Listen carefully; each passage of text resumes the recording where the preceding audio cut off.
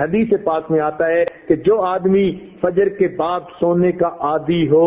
اللہ تعالیٰ اس کی یادداشت کو ختم کر دیتے ہیں۔ چنانچہ آپ تجربہ کریں کہ جن عورتوں کو فجر کے بعد سونے کی عادت ہو وہ بلکھڑ ہوتی ہیں، باتیں بھول جاتی ہیں، چیز رکھ کے بھول جاتی ہیں، کام کرنا تھا بھول جاتی ہیں، خاوند کو بات کہنی تھی بھول جاتی ہیں۔ یہ زیادہ بھولنے کی عادت عام طور پر فجر کے بعد سونے کی عادت کی وجہ سے ہے، کیونکہ حدیث پاک میں فرمایا گیا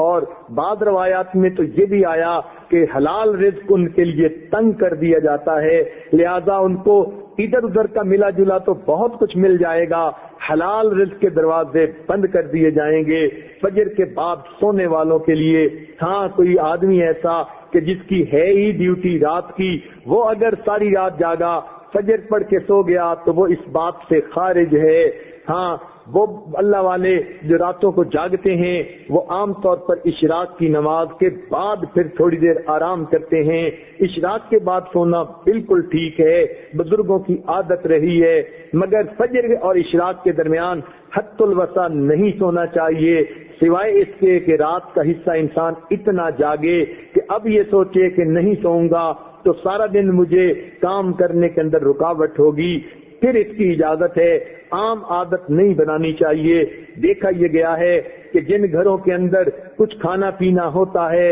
اللہ تعالیٰ نے دیا ہوا تو وہاں پر صبح کے وقت اسی طرح سوئے پڑے ہوتے ہیں، بلکہ موہے پڑے ہوتے ہیں، پورا گھر قبرستان کی طرح لگ رہا ہوتا ہے کہ سورج نکل چکا اور گھر کے لوگ جاگ بھی نہیں رہے ہوتے۔ اس لیے کفر کی دنیا میں صبح کا ناشتہ سیریل کا انہوں نے بنا لیا، نہ کچھ پکانا پڑے اور نہ کچھ تردد کرنا پڑے، بیوی اپنے وقت پہ جاگے، خاوند اپنے وقت پہ جاگے، بچے اٹھ کے سکول جاتے ہیں تو وہاں مائیں ان کے لباس پہلے ہی تیار کر کے رکھ دیتی ہیں، ان کو کہتی ہیں بیٹے صبح اٹھنا الارم لگا کر سکول جانا ہے۔ بچے اس لیے کہ سکول اگر نہ جائیں وقت پہ تو ان کو استاد کی طرف سے جھڑکیاں پڑتی ہیں، سکول کے اندر سزا ملتی ہے، وہ اپنے وقت پہ اٹھتے ہیں اور چھوٹے چھوٹے بچے اپنے کپڑے خود بدلتے ہیں، سیریل کا ناشتہ، ٹھنڈا دودھ بھی مل گیا اور کہیں سے ان کو جو ہے وہ کوئی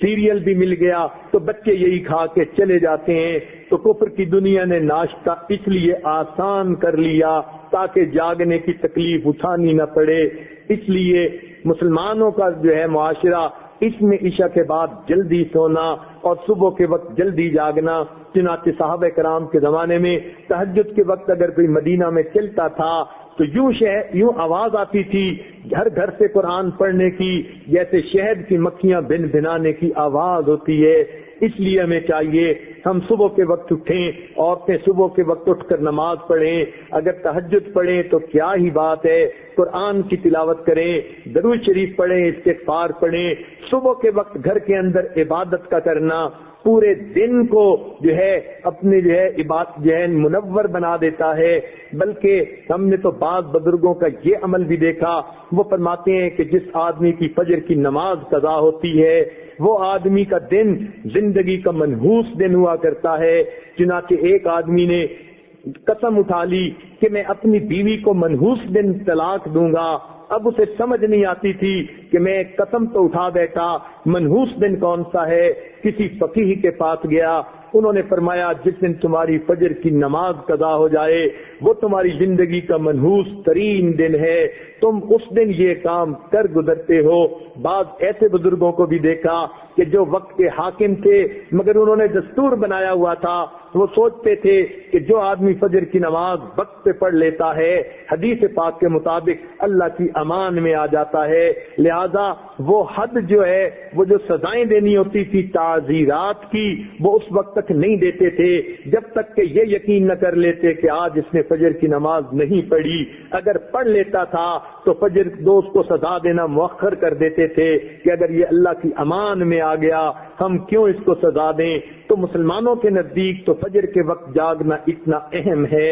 لہذا عورتوں کو یہ بات مشورے کے طور پر پیش کی جاتی ہے زندگی کی ترتیب کو سنت کی ترتیب پر لانے کی کوشش فرمائیں، اور اس کا بہترین طریقہ یہ ہے کہ رات کو سوئیں اور دن کو جاگیں، عشاء کے بعد کام جتنا جلدی سمیٹ سکیں جلدی سونے کی عادت اپنائیں، تاکہ تہجد میں فجر میں آنکھ کھلے، انسان کے جسم کی نیند آرام کا تقاضا بھی پورا ہو جائے، اور صبح کے وقت پھر آنکھ کھلے تو اللہ تعالیٰ کا حکم بھی پورا ہو جائے۔ اس طرح انسان کی زندگی پرسکون گزرتی ہے۔